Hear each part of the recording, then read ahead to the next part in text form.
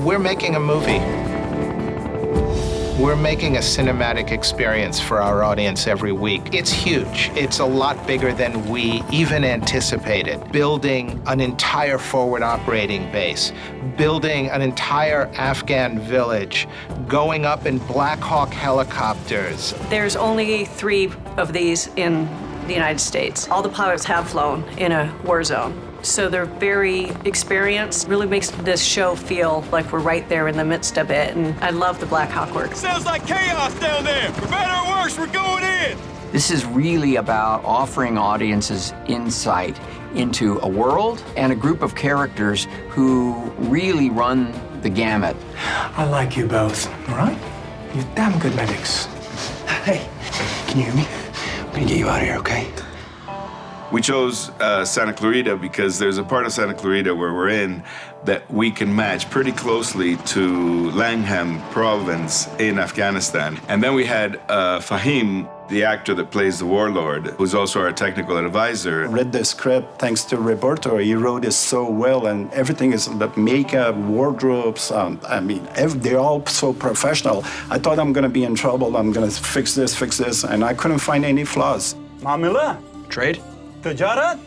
Oh, kana, bale. How do you get research on a warlord of Afghanistan? You're not gonna find it on the internet, you're not gonna find it anywhere. He helped me correct it to the point where it was like, okay, that's what a warlord interior in Afghanistan in a rural town would look like. What Tomas has been able to do for us, our production designer, is nothing short of miraculous. He built an entire forward operating base for us, and our interiors on stage blend seamlessly with our exteriors, so you have them racing towards the OR outside on our forward operating base, cut through 2 doors that burst open, and suddenly you're on our stage, and it's exactly what you would expect that next part of the set to be. What he's done for us has given us our 3rd character, which is our setting.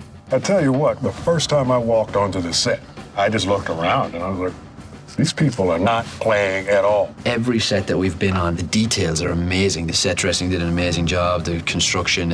Our guys who have been overseas, when they were on sets, go like, it's eerie how similar this is, right down to the chews, which are the housing units where we stay. We've got Humvees, we've got ambulances, we've got everything. The world is just alive. How'd you manage to get an ambulance? Every single thing has been thought of, it's been gone over, and it's been taken care of. Having a set that's really just perfect, it places you in it so much easier when you show up to do your job. I think people who have been out there are hopefully going to just go like, this is exactly what it is. And you know, you're doing a scene and a Black Hawk helicopter just lands for real and you're not on a soundstage. If you go out, you see that base and you see how realistic it looks. There's very little that's left to the imagination, so as an actor, it's a wonderful gift. Coming from theater, knowing how important the imagination is, it's great, but to be on set and to be there, it just puts you in the world. It was a scale model. We built what was there that we had to start with, which was a couple of walls and a couple of guard shacks. Just with cardboard, we started building containers and building tents and building things, and I just created like a little bit of a menu of elements, and then we just started placing them on this scale model. It helped a lot because it was like being able to organize our heads around what we had to work with and how we could add to it and what areas we would use to play, and if the helicopter comes in or if trucks come in. And you know, we did a double stacked layer of containers and put a control tower above it and filled it up with radio and gears and everything. Command, this is Bravo 1. It's quite different being on set and working with weapons and kind of feeling what the soldiers have to wear and what they have to go through, and running with all this gear on is a really eye-opening experience for me. I'm very impressed with the level of authenticity that they're striving for. Everything from, you know, what people are doing in the background, making sure that they look okay, to see if they can match the reality of, you know, what happens over there, which is never how it's supposed to happen. You know, you have all your policies, you have all of your ideas laid out, and then when you go to combat, you make the best you can with what you have. But everybody from the actors, director, writers, Action! they're very keen on making sure that it has the sense of realism that I experienced as a part of my combat tour and also the other military advisors. Before every scene, actual 68 whiskeys would come and describe everything. We have military consultants who help us with the general military stuff. Greg Bishop, he sits on set whenever we do anything at the base, and he'll look for every little detail. Say, that wouldn't happen. That you'd never see. He's not holding his gun right.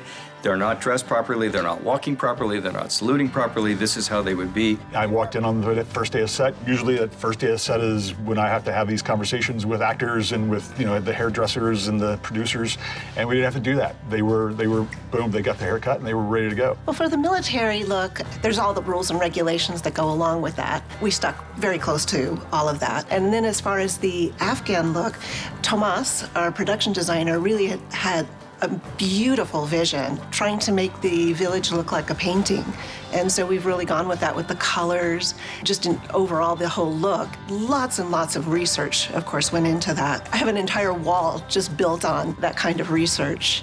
My whole life, I've wanted to play a soldier. Grew up on an Air Force base in Colorado Springs, and 3 of my very best friends are career military members. When I talked to Michael about the backstory for Sasquatch, he told me that I used to be an Army Ranger, and one of my very best friends, like in high school, became an Army Ranger. So I got to do some of my research. I talked to him on the phone for hours and hours at a time, asking him questions about what base life was like, what it was like dealing with Afghan villagers. Basic protocol, even from my gear that I'm wearing, it's all exactly specified to what he told me, which is really cool. They're striving to do everything as close to, real life as possible. I managed to stabilize him on the bird, man. He's still in pretty bad shape. I'll take it from here, Sergeant. Also, by getting it right, we're honoring the real men and women who are, fighting for everyone. The actors are very dedicated to making it as real as possible. In the scene when they're performing a medical procedure, they'll call me over to make sure that, the needles are in the right place or whatever that detail is that's gonna stand out in the shot. They wanna be seen doing it right. And I think they wanna pay tribute to the medics and the job of the medics as well.